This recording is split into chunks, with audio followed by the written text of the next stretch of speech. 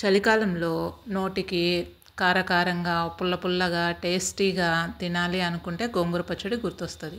గోంగూర పచ్చడి చేయడానికి పాన్ పెట్టి పాన్లో 2 స్పూన్స్ ఆయిల్ వేసి, ఆయిల్ కాగాక వాష్ చేసిన గ్రీన్ చిల్లీస్ వేయాల.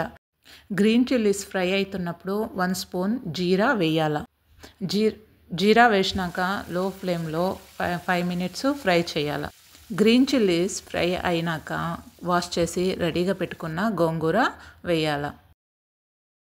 గోంగూర వేసినాక టేస్ట్కి సరిపడా ఉప్పు వేయాల. ఉప్పు వేసినాక 1/2 స్పూను టర్మరిక్ వేయాల. టర్మరిక్ వేసి అటు ఇటు తిప్పాల. ఒక 5 మినిట్స్ మీడియం ఫ్లేమ్ మీద కుక్ చేయాల. మంచిగా కుక్ అయిన తర్వాత స్టవ్ ఆఫ్ చేయాల. ఒక 10 మినిట్స్ చల్లబడ్డానికి వదిలేయాల. ఇలా చల్లబడ్డానికి వదిలేసినాక ఈ టైంలో ఒక ఆనియన్ తీసుకొని మంచిగా కట్ చేసుకోవాలి. సన్నగా కట్ చేసి రెడీగా పెట్టుకోవాలి.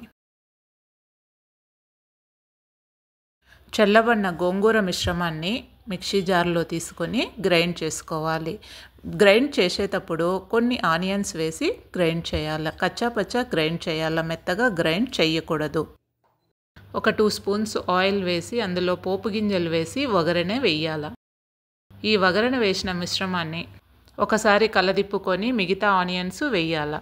తర్వాత ప్లేట్లో అన్నం తీసుకొని కొంచెం నెయ్యి వేసుకుని వేడివేడి అన్నంతో గోంగూర పచ్చడి తింటే చాలా బాగుంటుంది, టేస్టీగా ఉంటుంది. Thank you.